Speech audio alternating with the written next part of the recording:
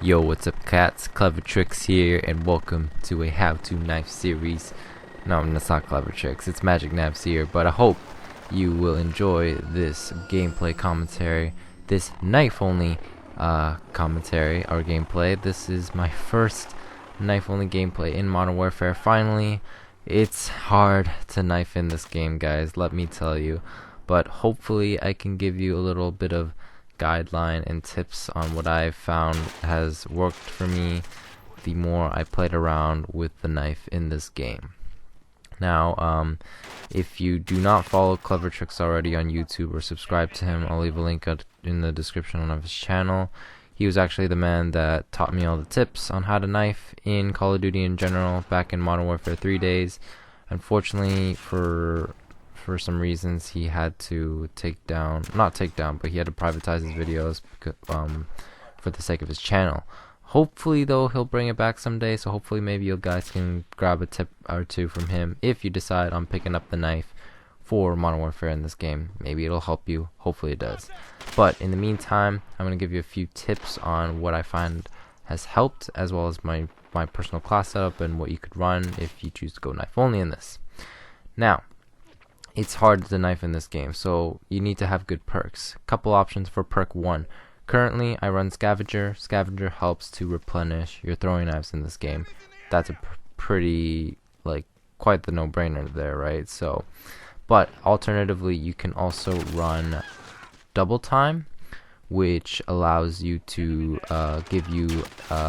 it doubles your amount of tactical sprint, which allows you to run faster, basically. Especially if you got the combat knife in your hand, which is really nice in close quarters. Now, it also allows you to crouch walk 30% faster. So if you want to do a little crab walks faster through certain areas of maps, then that could be pretty helpful. Now, alternatively, you can also run EOD, which is this game's version of Flak Jacket. Basically, it allows you to survive explosives better. And it also allows you to hack claymores if you choose to do so. Although you might want to be careful of that with that ability, because if you decide to go knife only in this game, because you might accidentally get an explosive kill that you did not intend to. But I'm going to tell you how you can survive claymores as well in this game as a knifer. So later on. But perk number 2, slot.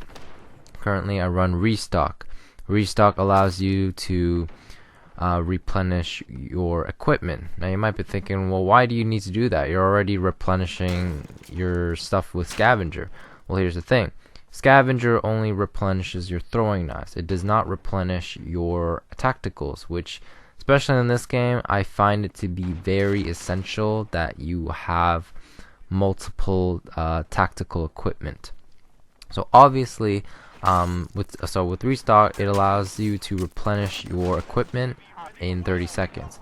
So that includes your throwing knives, obviously. But this also means if you have smoke or stuns, you can replenish those too, because smoke obviously provides you extra cover in long distance areas. Stuns actually help with stunning. Obviously, they help with stunning your enemy, but they also help with disabling claymores and explosives for 3 seconds now. Before, they didn't have this for whatever reason, but now they do, so it's good, because that's how it was in previous Call of Duty. So stuns were a big help. So in this game, I was running smoke, but now I'm currently playing around with stuns, so you have those two options. I think those are the best.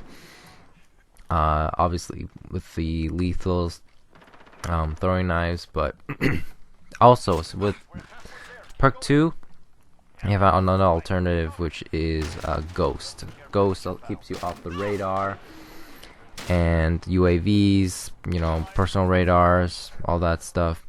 If there's an advanced UAV, it will not show your direction. You'll show up on the map, but you won't be an arrow. You'll just be a dot, pretty much. So that's perk 2.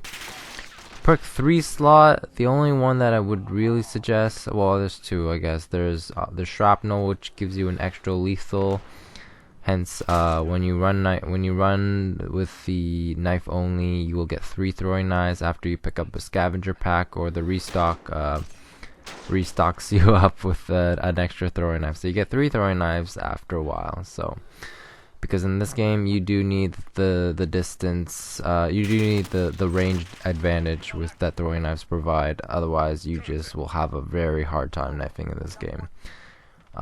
If you do choose not to run with that, I probably would say spotter, because it allows you to see equipment on the map, so you can avoid them or you can disable them, whether you decide to stun them or use your throwing knife to destroy it and take it out. So whichever you prefer, in whichever method.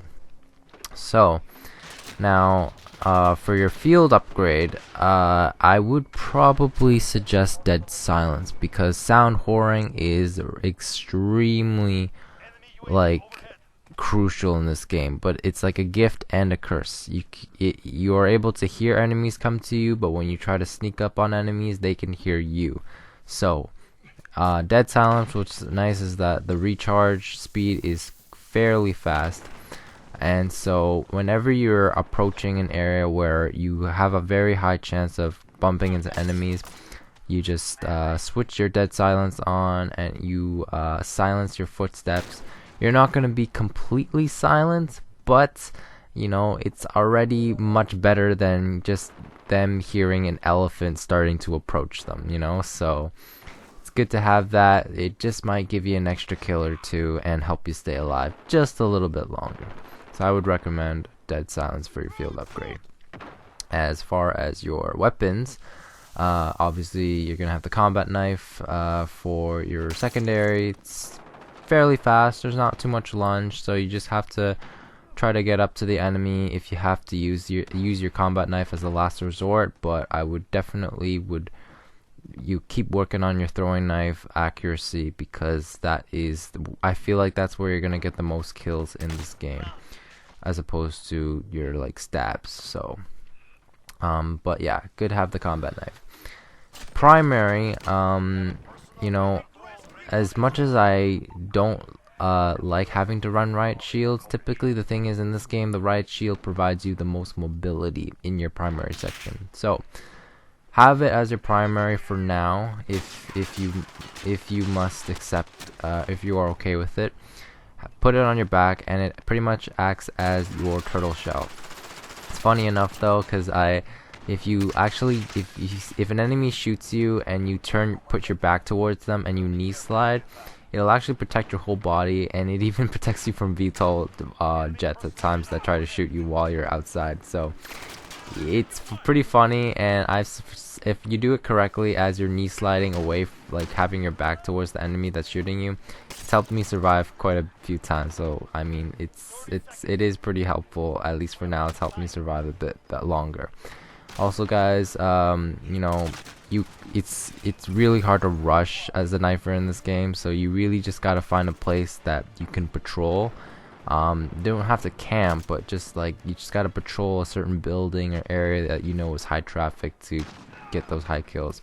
As far as kill streaks, guys, I mean, specialist isn't really that good, but if you want to, you can use you can equip the other perks that I suggested. Otherwise, as far as perks go, as kill streaks go, personal radar, UAV, care package, you know, emergency airdrop, and advanced UAV. Don't use lethal kill streaks, guys. Be a true knifer. Knife kills only. So that's the quick rundown of my knife only setup for you guys, and a little bit of how to knife here. But if you want more advice or tips, let me know in the comments below. Hope to see you guys in my future videos, and thanks for watching. Peace out, guys.